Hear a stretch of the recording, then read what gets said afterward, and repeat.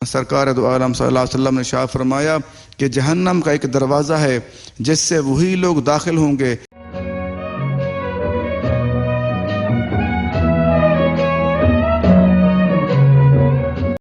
بسم اللہ الرحمن الرحیم۔ السلام علیکم ورحمۃ اللہ وبرکاتہ۔ آج رمضان شریف کا 19واں روزہ ہے۔ آج ہمارے درس حدیث کا موضوع ہے غصہ کیا ہے اور اس کو کنٹرول کرنا کیسے کرنا ہے اور اس کے نقصانات کیا ہیں۔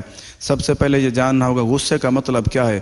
غصے کا مطلب یہ ہے کہ کسی کے اوپر اپنے جو انا ہوتی ہے یا جو ضد ہوتی ہے اس کے اوپر کسی کے اوپر نکالنا یا کسی کو تکلیف دے دینا اپنی انا کی وجہ سے، اس کو غصہ کہتے ہیں۔ غصے کی ویسے دو قسمیں ہیں۔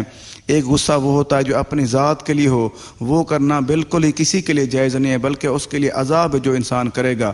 اور ایک دوسرا غصہ وہ ہوتا ہے جو اللہ کی رضا کے لیے ہو، جیسے صحابہ کرام کرتے تھے۔ ایک تھوڑا سا واقعہ عرض کرنا چاہوں گا مختصر۔ حضرت علی المرتضیٰ شیر خدا کرم اللہ وجہہ الکریم کے بارے میں یہ مشہور واقعہ ہے۔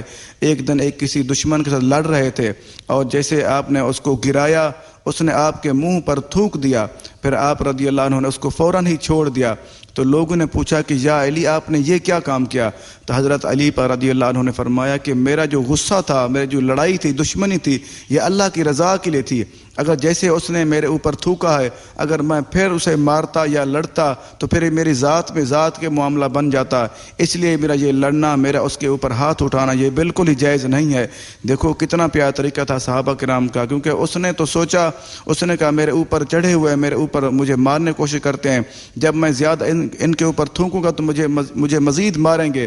ان کو کیا پتہ تھا دشمنوں کو، کیونکہ صحابہ کرام کا جو غصہ، جو ناراضگی ہوتی تھی وہ صرف اللہ کی رضا کے لیے ہوتی تھی، اپنی رضا، اپنی ذات کے لیے بالکل ہی کوئی معاملہ نہیں ہوتا تھا۔ صرف سارے جتنے بھی کام کرتے اللہ کی رضا کے لیے کرتے تھے۔ اس لیے ہمیں بھی چاہیے کہ اگر غصہ کبھی آ جائے انسان کے اوپر، اپنی ذات کا غصہ ہو تو پھر اسے کنٹرول کرنا چاہیے، روک لینا چاہیے۔ غصے کا مطلب بھی یہی بنتا ہے، اپنے دل کی بھڑاس نکالنا کسی کے اوپر۔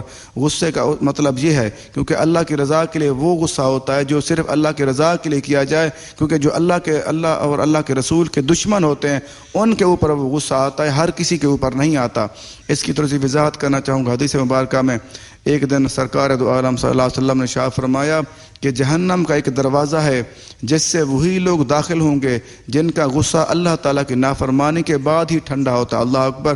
دیکھو کافی دفعہ صورتحال یہ بنتی ہے، کافی لوگوں کو غصہ آتا ہے، وہ کسی نہ کسی کے اوپر ظلم کر دیتے ہیں، یا اتنی صورتحال آج کل بنی ہوئی بہت زیادہ معاشرے میں، اپنے بیویوں کو وہ غصے کی حالت میں طلاق دے دیتے ہیں، پھر وہ پچھتاتے رہتے ہیں کہ ہم نے کیا کام کر دیا۔ اس لیے ارشاد فرما دیا وہ انسان، اس کے لیے جہنم کا ایک دروازہ ہے جو انسان جس کا غصہ اللہ کی نافرمانی کر کے ہی ٹھنڈا ہوتا۔ اللہ اکبر۔ دیکھو ہمیں اس چیز پہ غور کر لینا چاہیے، اگر کبھی کوئی غصہ آ جائے وہ دیکھ لینا چاہیے، اگر ہماری انا پہ ہے کہ کوئی نقصان کرنے والے ہیں پھر ہمیں روک لینا چاہیے اپنے آپ کو۔